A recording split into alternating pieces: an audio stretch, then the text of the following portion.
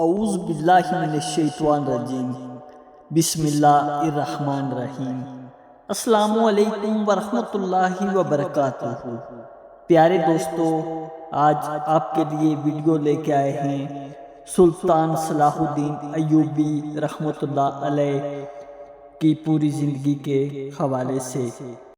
سلطان صلاح الدین ایوبی جی نے مغربی دنیا میں زیادہ تر صلاح الدین کے نام سے جانا جاتا ہے۔ 12ویں صدی کے ایک مشہور مسلم فوجی رہنما اور ایوبی سلطنت کے بانی تھے۔ ان کی زندگی اور کارناموں کی مختصر تاریخ درجہ ذیل ہے۔ ابتدائی زندگی: صلاح الدین ایوبی کا اصل نام یوسف بن ایوب تھا اور وہ 1137 یا 1138 عیسوی میں تکریت موجودہ عراق میں پیدا ہوئے۔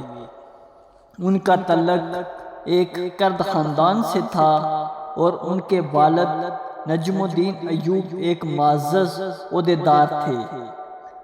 صلاح الدین ایوبی نے اپنی فوجی تربیت اپنے چچا شریکے کے ساتھ شروع کی، جو کہ نور الدین زنگی کے ماتحت ایک اہم کمانڈر تھے۔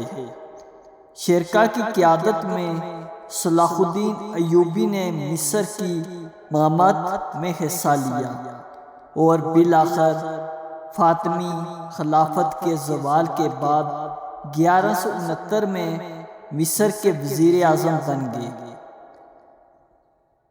1171 میں صلاح الدین ایوبی نے فاطمی خلافت کا خاتمہ کیا اور خود کو مصر کا سلطان قرار دیا۔ انہوں نے نور الدین زنگی کی موت کے بعد شام اور مصر کو یکجا کیا اور ایوبی سلطنت کی بنیاد رکھی۔ صلاح الدین ایوبی کی سب سے مشہور کامیابی 1187 میں حطین کی جنگ میں صلیبیوں کے خلاف فتح تھی۔ اس کے بعد انہوں نے یروشلم کو فتح کیا، جس سے تیسری صلیبی جنگ کا آغاز ہوا۔ ان کی رہنمائی اور عدل و انصاف کی حکمرانی نے انہیں نہ صرف مسلمانوں میں بلکہ ان کے دشمنوں میں بھی احترام کا مقام دلایا۔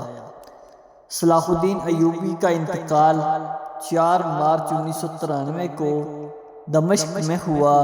ان کی وفات کے بعد ایوبی سلطنت کئی حصوں میں تقسیم ہو گئی، لیکن ان کی قیادت کی داستانیں ہمیشہ یاد رکھی جائیں گی۔